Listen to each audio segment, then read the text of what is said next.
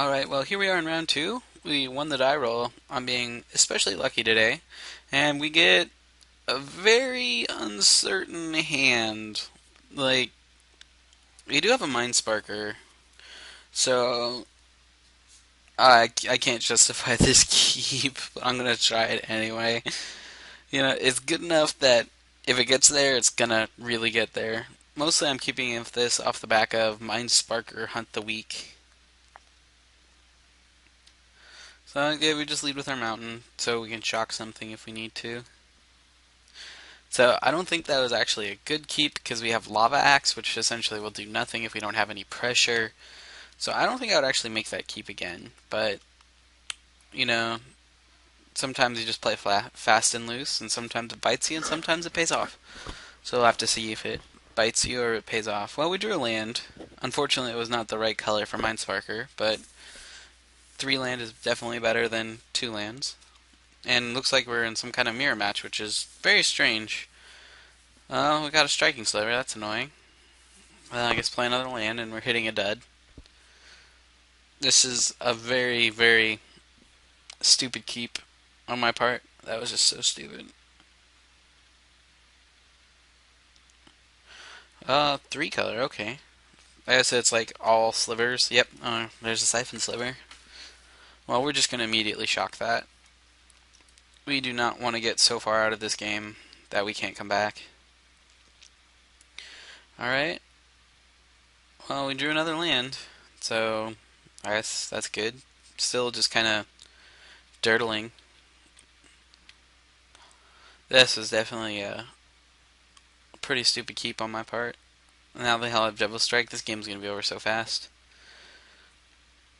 Though, to be honest, yeah, we're just dead. I think we'll continue to play it out. So this is a lesson to everybody. If you think you can't keep it, just don't. 2 lands on the play was very, very greedy. 2 lands on the draw is still greedy. Oh, jeez. Yeah, he's just gonna kill us in like 2 turns. That's a lot of damage. So let's see. Well, we drew a land, which is not really enough to do anything. I mean, we'll play our Mind Sparker. It can kill maybe a striking sliver or something like that. How does that work? If we block the Bone Slice sliver and they lose double strike, do they still deal normal combat damage because they attacked with double strike? That's interesting. I've never actually thought about it. If you guys know what happens, let me know. I'm actually curious because I have no idea what would happen. So some fast and loose plays by me. That's a little weird. And it's just going in with the sliver, so I don't think we can afford to. Well, we kind of have to block, right? I have to block one of them. So I guess we take out.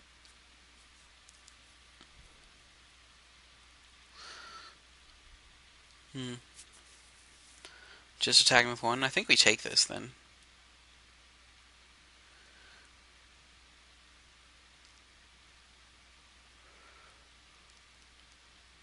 If he has a follow-up creature, I think we're just dead. But let's see what he's got. Yeah, we're just dead. Oh well. Let's draw a card and see what happens. Nope. Let's just concede then. And large doesn't do anything for us. Neither does Wild Ricochet. Hunt the Weak, I guess it can kill the Trudging Griffin, but why would we show him that? We should just concede. Yes, there we go. Alright, well against slivers, removal is always very good, so we may want to side in some removal if we actually have any. Yeah, Howl the Night Pack's not really what we're looking for here, because Howl is for games that go really long, but with slivers, if the game goes long, I mean, that means we won, but they're a very aggressive deck, so I'd much rather have a easy to catch, big bodied guy. Alright, well here we go. So hopefully I will not make stupid decisions again. Well, this is a fine hand. I mean, we have 3 lands and a young Pyromancer, which should do a lot of work against slivers because we'll just churn out chump blockers indefinitely. Lead with the forests. I mean, I guess it's probably better to lead with a mountain so we can fake a shock, but we're not going to shock his 1-drop. His striking sliver is a 1/1. We don't really care about it.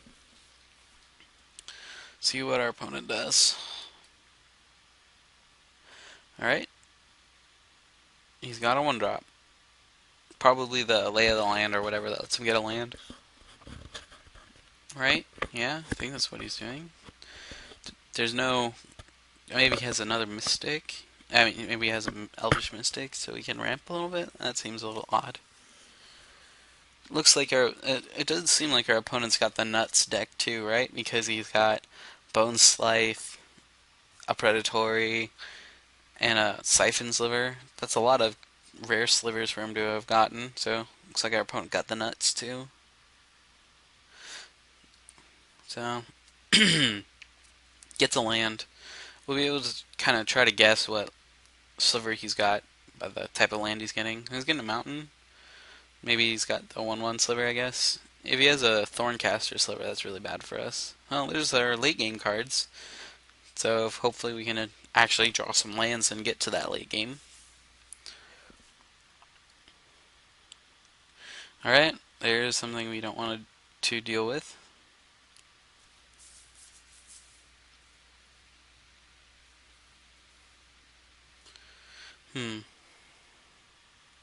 Luckily we do have a giant growth if he chooses to attack. Oh, we drew our forest. That was a good draw for us. So we'll just pass, I think. Or, I mean, trading 2 damage isn't the worst idea. And he's obviously just not going to block with his sliver. Our opponent is being very slow, which is a little frustrating.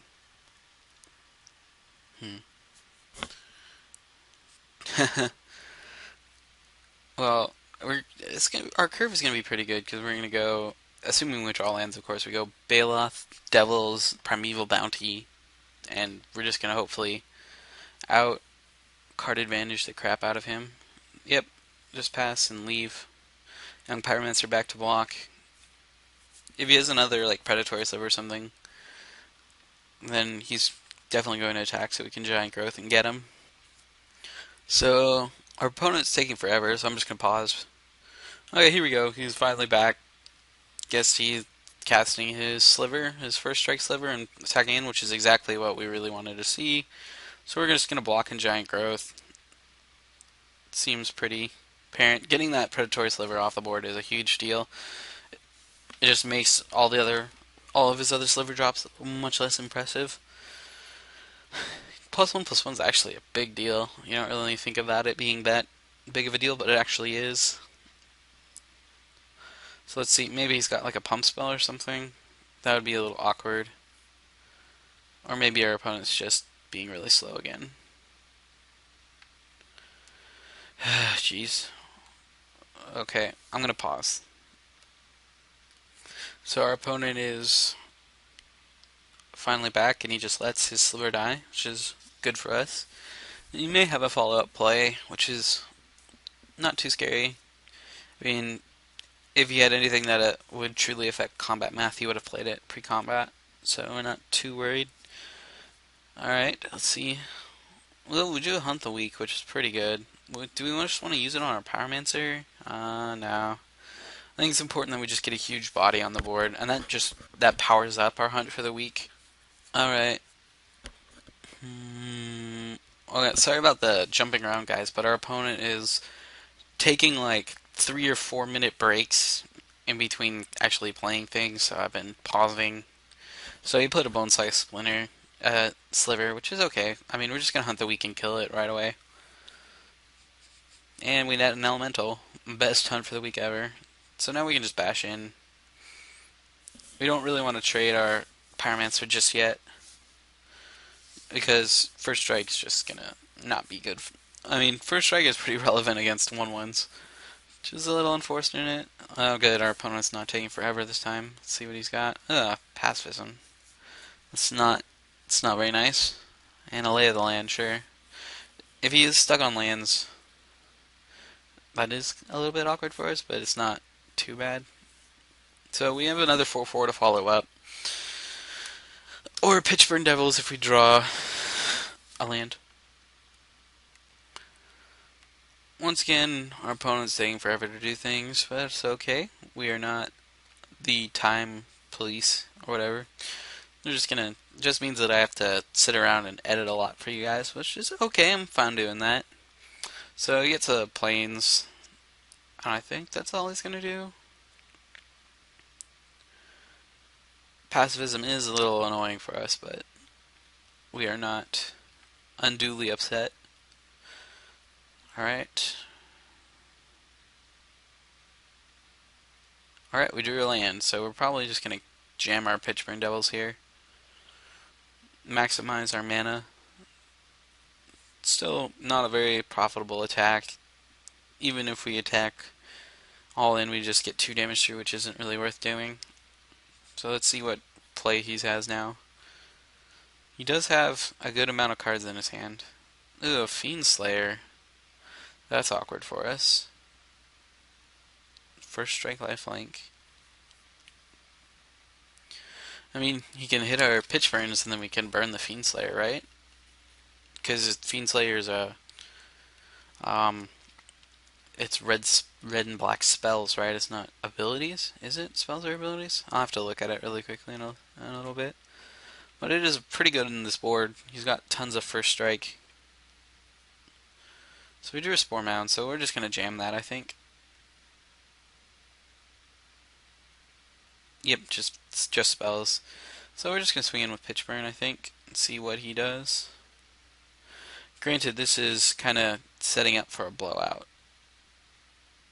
Because if he has like any pump spell, but I think he would have saved his other cards if he had a pump spell. See what he does.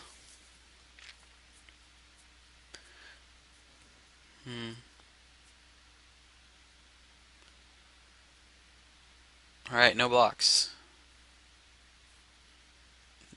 So then we just jam our Spore Mound, I think. Or the 4/4 is actually relevant.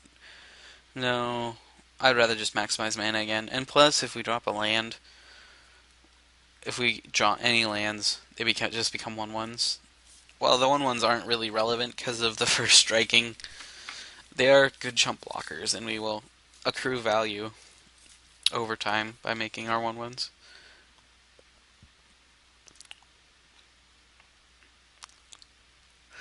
Alright, no plays? Here's the land. 4 mana, a Charging Griffin. That thing's actually kind of a problem for us. Well, we drew our land, so that's good. Let's put our 1/1 into play. Gosh, our opponent takes so long to do stuff. Is he like duo queuing or something? I guess that would make the most sense why he's just taking so long, because he hasn't lost connection from the game. So it's not like his internet's crappy.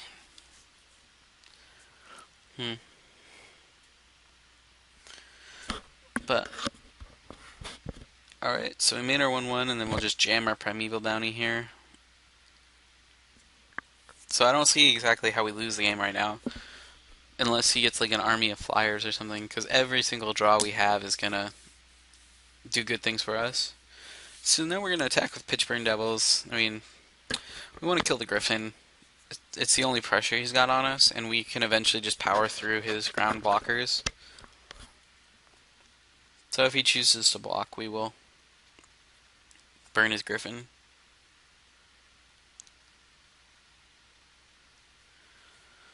He is at 12 life, so we're close to overrunning him, I think. And here we are waiting again. Alright, let's see what he does. Okay, so he is doing the first strikes.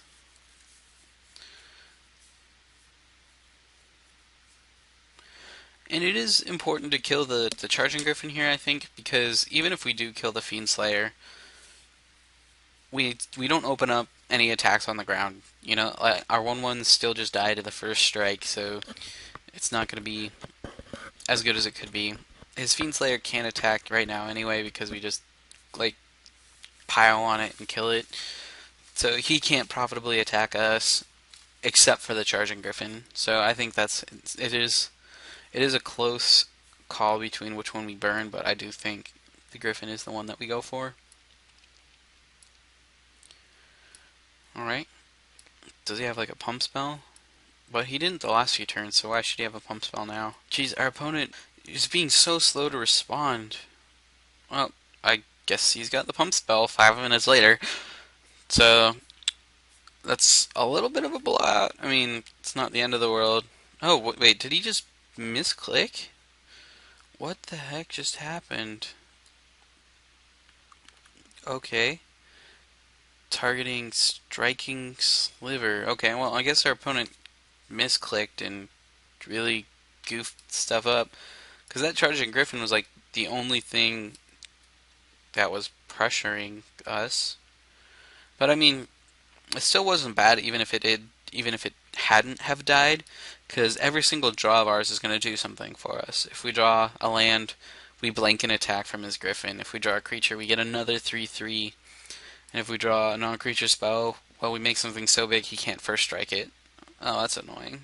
So now we actually have a bit of a problem, because his Fiend Slayer is now a 3/3, so they got 4 points of first strike, which is a little frustrating. And I think he lifelinked, right?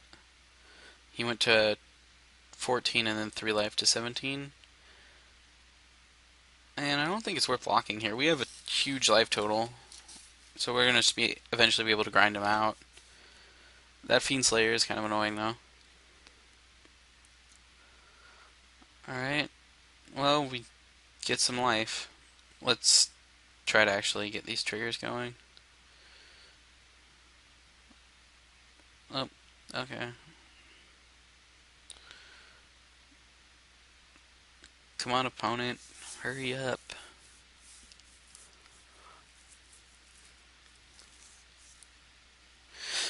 Okay, this is seriously starting to get frustrating. Here's my little rant. If you're going to play Magic Online, just be courteous. It's not like if you go play in real life, you don't pause every 5 minutes during a game to go do something else and then come back. If you're going to play online, be courteous. Give your opponents the courtesy to play crisply. Because, I don't enjoy sitting here for 10 minutes while you mess around trying to do stuff. I, I don't think anybody else appreciates it, so just, if you're going to play, please play promptly. It's just frustrating to other players, and you might not think it's a big deal, and it kind of isn't, but it's just really one of those things, one of those courtesy things. Well, we're just drawing lands, which is a little unfortunate. So I think we're just trying to. None of our attacks are good, because he first strikes one of the creatures away, gains 3 life, and blanks the attack of the other one, so we're not really making any headway. So I think we just wait until we can overpower him, because we have a lot better top decks. We got like an enlarge. Oh, we could force through a bunch of damage. That's true. I think we're in a racing situation. We can race him, I think. So if we just get some damage through it, should be good. But then we lose our Spore Mound. Well, I already clicked, so it's too late. But if we lose our Spore Mound, that's a little unfortunate. But I think they would want to.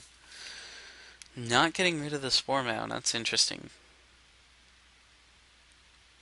I guess we just get some more value from our Spore Mound. I don't know why the 3/3 was that important to him. So our opponent's made 2 mistakes this game, which is interesting.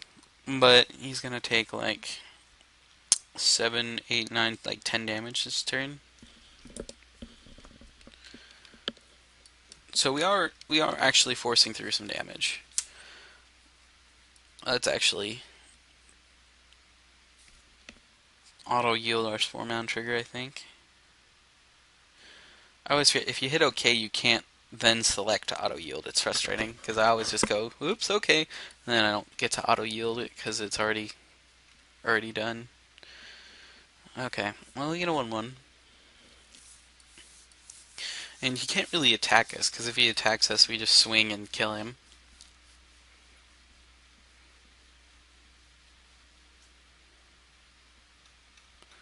Let's see what he's got.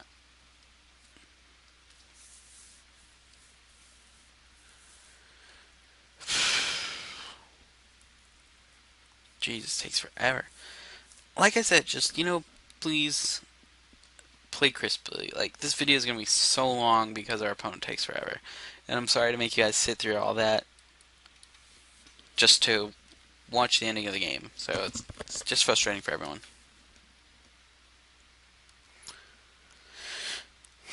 Well, I guess it's not a bad draw because it just makes two dudes. So every single draw we have is a 2-for-1 basically.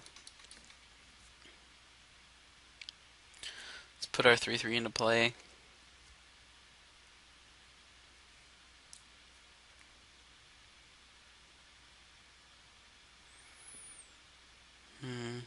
Come on, opponent. Son of a biscuit.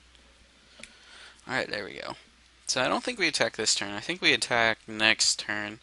Because this turn, he blocks a 1/1 and eats our Spore Mound and just takes 5, 6, -3, so he just takes 3 damage. So it's not as good of an attack as it could be. So I don't think we attack this turn.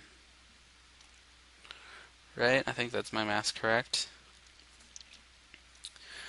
Well, maybe. Just gonna force through 3 damage then, I guess. Sorry guys, I'm re-recording over because my audio got all messed up. So that is why I'm a little bit surprised at my plays. But, you know, so he's just gonna team up on the 4/4 then? And take 4, 5, 6? No. He's taking 3 pretty much any way he does it. Yep.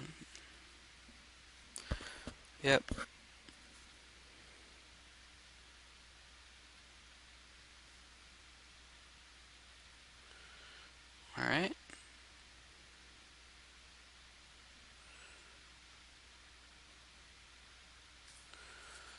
It's important to note that we should keep pressure on him. Well, that was... Well, due to Spore Mound and Primeval Bounty, our land drop is not actually that bad for us, but it is a little bit frustrating. So we will just play out our dudes. There we go. Auto yielding is good.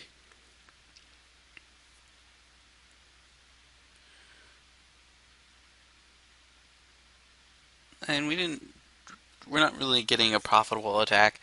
By passing the turn here, we make him not attacking with Fiend Slayer a lot worse. Well, we drew another land. So we're just drawing all our lands. But then again, so is our opponent. We got 2, 4, 6, 8, like 10 lands right now. But as soon as we draw like another creature, I think we just have them dead on board. And we're just making 1/1s.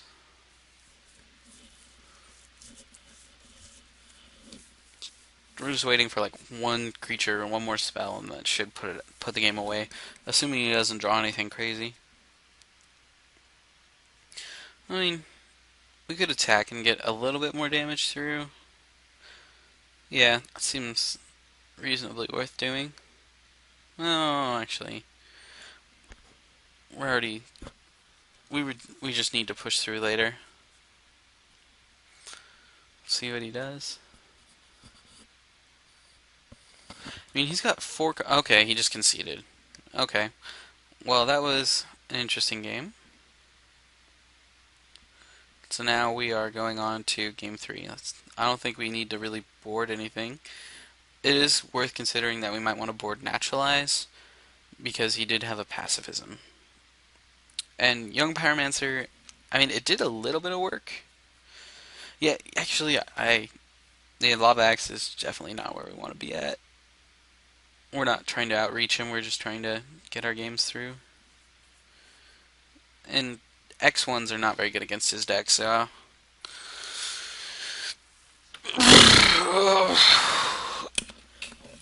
I think that's good, though. Alright. Well, I paused there because our opponent took the maximum amount of sideboarding time possible, which is a little bit frustrating. Our hand is fine. I mean, it's got land and spells. Interestingly enough, our opponent wanted us to go first. So I guess it's okay, because, you know, I mean, we like to go first, but he does get an extra card. Alright, well, that was a mediocre draw at best. I mean, we would definitely like another green source. We seem to be getting color screwed a lot of the games. Well, our opponent is now taking forever on his second turn again. This is actually biting him in the butt right now because he's only got like 4 or 5 minutes left, something like that. It's got a mana accelerant, that's pretty good.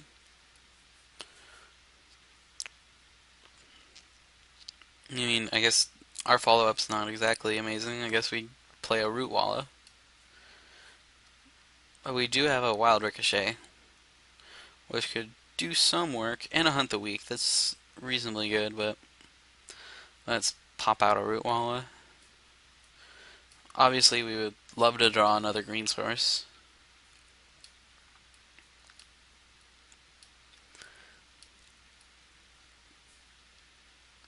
Derp derp. Our opponent's taking forever again.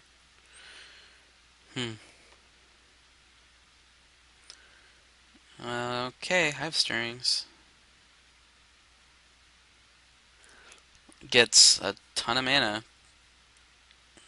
Next turn, at least. So I think we just kill his mana whiff, right? It's a close call. Let's see what he does. Alright. More mana.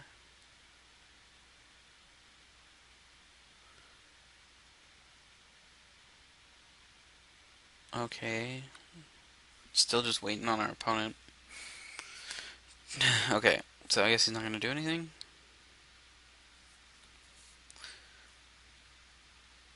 I mean, if he has Giant Growth, this is pretty bad for us. Well, let's see if he wants to block. Alrighty. I mean, he tapped his mana, so that leads me to think he's got a Giant Growth, or something along those lines. And Shock blows us out too, and we've seen Shock, so I think playing our 4/4 and then killing whatever he plays next turn is probably better. Because him having oodles of mana is not that scary in a Sliver deck, really. Because what's he going to ramp into? I mean, I guess a Megantic Sliver is pretty bad for us, but we didn't see that game 1 or 2, and he had the mana to cast it in both games. So if he has a Megantic Sliver, then I'm pretty screwed, but if he doesn't, this was a pretty good play, because we just got blown out by so much. I mean, Giant Growth, Ranger's Guile, Shock, all those cards just blew us straight out of the water, so by doing this, we play around those cards.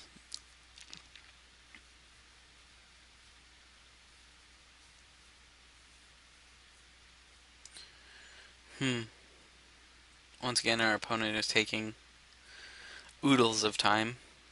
There we go. Finally. Oh, there's the Bone Scythe. See what he does. I mean, he still can't really attack us.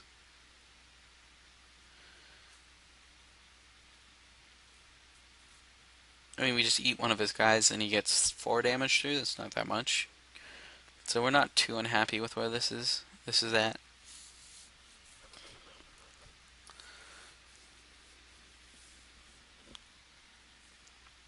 Oh, he's casting something. Ooh, that's pretty good. Just dumping his hand out on the board. But we're gonna get rid of the scariest thing, which is the Bone Scythe. Although it's still vulnerable to Giant Growth. But if he Giant Growth, this is rough. I mean, at this point we just have to play as if he doesn't have Giant Growth.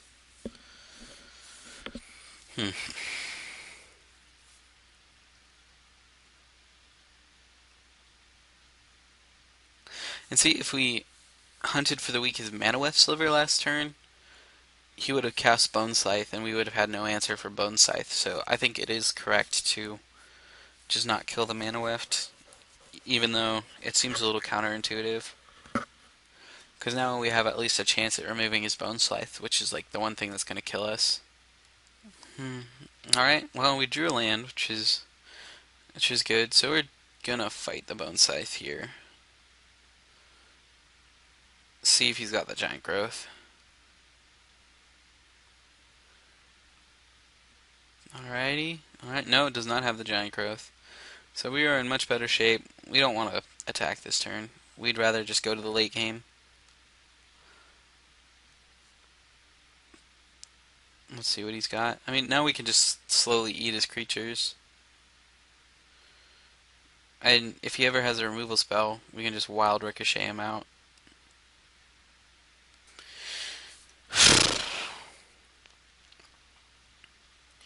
And our opponent is running out of time. He's got to win within the next few minutes.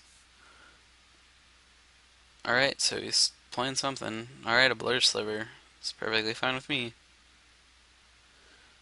And another thing? Okay, a pacifism. That's rough. We're going to take boatload of damage this turn.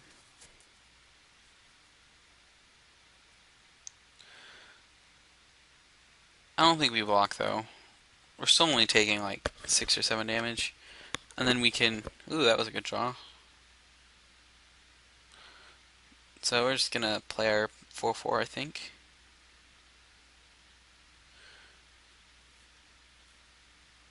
And then we probably will trade with something with our root wall. Oh my goodness. He's really trying to go to town on us.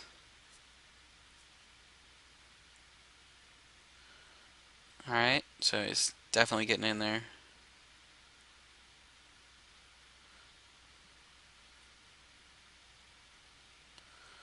See, just with those guys. Interesting. Take out the first striker, of course. And then we just take 4. I think it's worth it to keep the root wall around. Well, actually, double block if there's any shenanigans.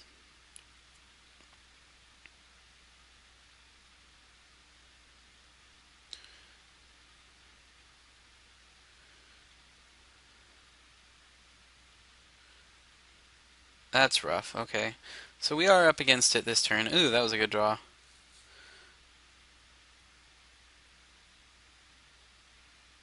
I guess we can play Root Wallet and Flame something. Probably the Predatory Sliver, right? Because that gets the most power off the board. Because Charging Griffin is a 3/3, but...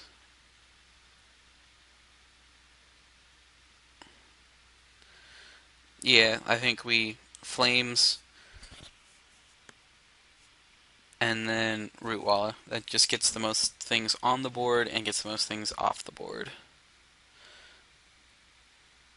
Yep, seems good.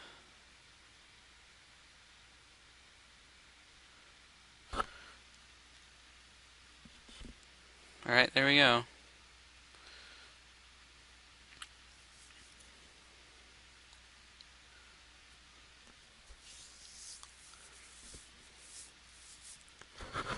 Verdenhaven, okay. We're not really too concerned about his life total.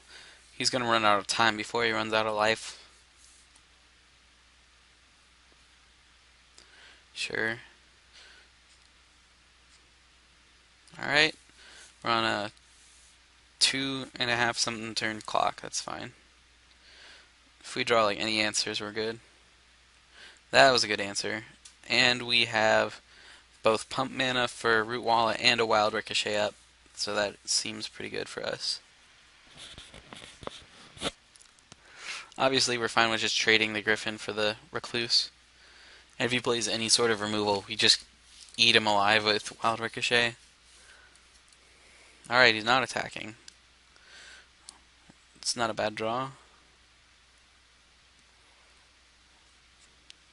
Play our forest. Oh, actually. I mean, we could bluff something. Yeah, let's bluff if we have something. Seems like a good idea. Because we have enough mana to do everything. Okay, now we should play the forest.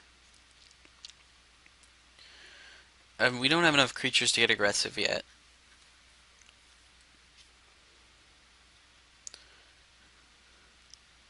Okay, so I guess we're both drawing somewhat blanks. Attacking with a dude, okay. We will block.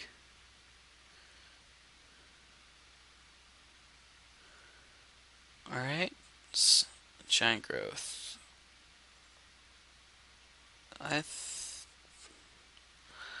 Huh. I don't think that's worth trading exactly. There we go.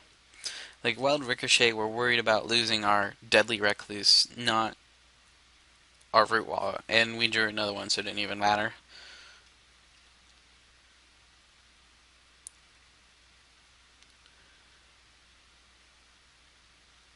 Alright, well, I guess we drew more mana producers. So now I think we can actually try to get in here. No, maybe next turn.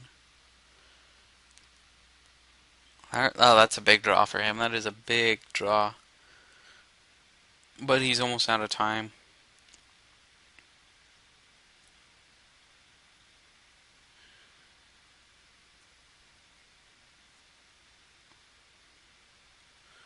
Alright, so he's just going all out.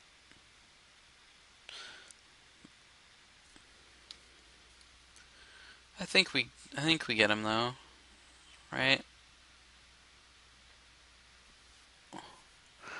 Block the flyer.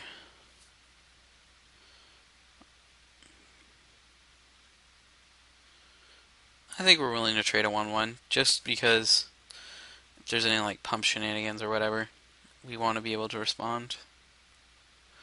Alright, so he F6, so he obviously doesn't have anything.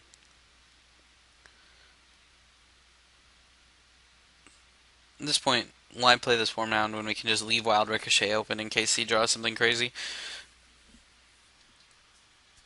And we're at 4 life, so... But he's out of time, so we don't even care. Alright. Just F6ing. We don't particularly care. Now we have another dude I think we can send in with our 4-4.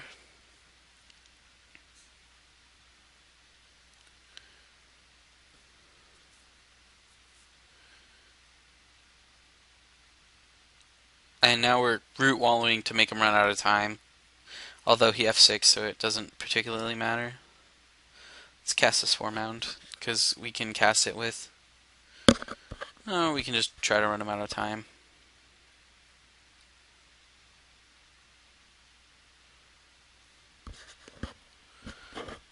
We don't even need to play anything, he's just going to run out of time.